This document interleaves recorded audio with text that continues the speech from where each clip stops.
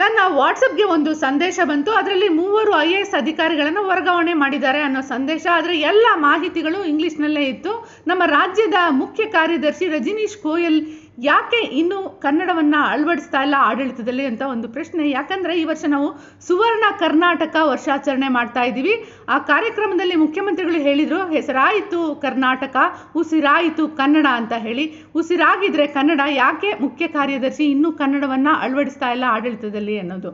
ಇದಲ್ಲದೆ ನಿನ್ನೆ ಚಿಕ್ಕಪೇಟೆಯಲ್ಲಿ ಕನ್ನಡ ಚಳುವಳಿಕಾರರು ಎಲ್ಲ ಉತ್ತರ ಭಾರತೀಯರಿಗೆ ಕನ್ನಡದಲ್ಲಿ ಫಲಕವನ್ನು ಅಳವಡಿಸಿ ಜೊತೆಗೆ ಕನ್ನಡದಲ್ಲೇ ಮಾತನಾಡಿ ಅಂತ ಹೇಳಿ ಅರಿವನ್ನು ಮೂಡಿಸ್ತಾ ಇದ್ರು, ಡಂಗೂರ ಸಾರ್ತಾ ಇದ್ರು. ಇದೇ ಡಂಗೂರ ಸಾರೋ ಕೆಲಸವನ್ನು ವಿಧಾನಸೌಧಕ್ಕೂ ಬಂದು ಇದೇ ಅಧಿಕಾರಿಗಳಿಗೆ ಡಂಗೂರ ಸಾರಿ ಹೇಳಬೇಕಾ, ಕನ್ನಡದಲ್ಲಿ ಮಾತನಾಡಿ, ಕನ್ನಡದಲ್ಲಿ ಜನರ ಜೊತೆ ವ್ಯವಹರಿಸಿ, ಕನ್ನಡದಲ್ಲೇ ಬರಿಬೇಕು ಅಥವಾ ಆದೇಶವನ್ನು ಹೊರಡಿಸ್ಬೇಕು. ಇದು ಕರ್ನಾಟಕ, ಸುವರ್ಣ ಕರ್ನಾಟಕ.